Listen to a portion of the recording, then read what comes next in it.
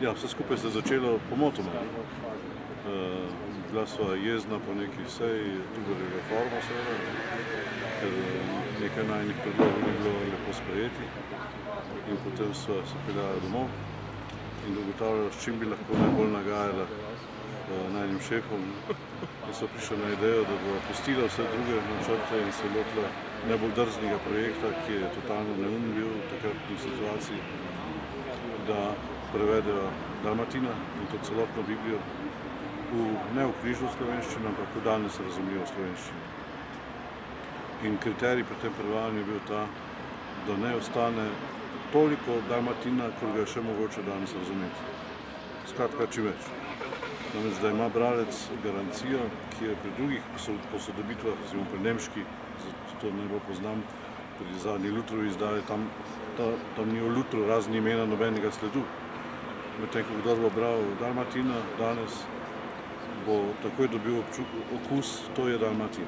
In to je bil kriterij. Druga stvar, ki naj oba presenetila, je bila neverjetna natančnost tega prevoda, ki presega številne moderne prevode, ne samo slovenske. Toliko bi jaz rekel o tej zadevi. Ja, proces je bil tak, da je Vinko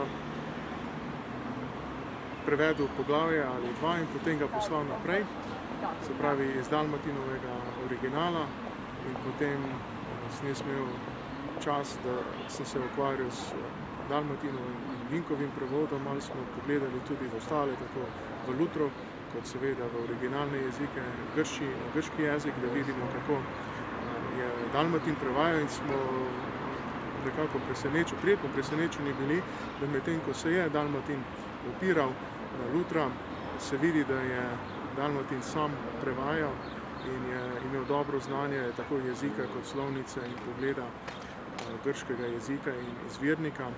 In čudovita stvar zame je bila to, da Dalmatinov jezik tudi danes tako lepo teče in se ga da lepo razumeti.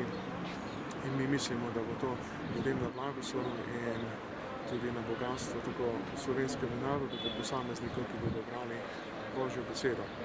Torej, če bi danes presojali Dalmatina po kriterijih, ki jih slovenska publicistika uporablja, pa deloma tudi politika, tako imenovan political correctness, bi bila ta knjiga seveda prepovedana. Ker niti pisci Svetega pisma niso upoštevali te modrosti današnje, niti prevajalci, to je tudi Dalmatin ne. In Dalmatin spominja na Lutra po nečem, kar je dobro. Tu se je zgledoval po njem, namreč po zelo odločnem, skoraj grobem jeziku, ki Bobu reče Bob. To je kvaliteta Svetega pisma samega po sebi in to je kvaliteta tudi Dalmatinovega prevoda.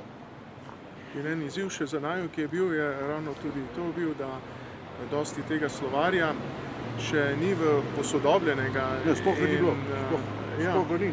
Samo spisek besed je, nima pa ekvivalentov. Tako da smo hvaležni tudi ljudem, ki delajo na tem projektu v ozadju, na Franu Ramovšu in tudi drugi, ki so direktno ali indirektno pomagali v vsem tem procesu. Tako da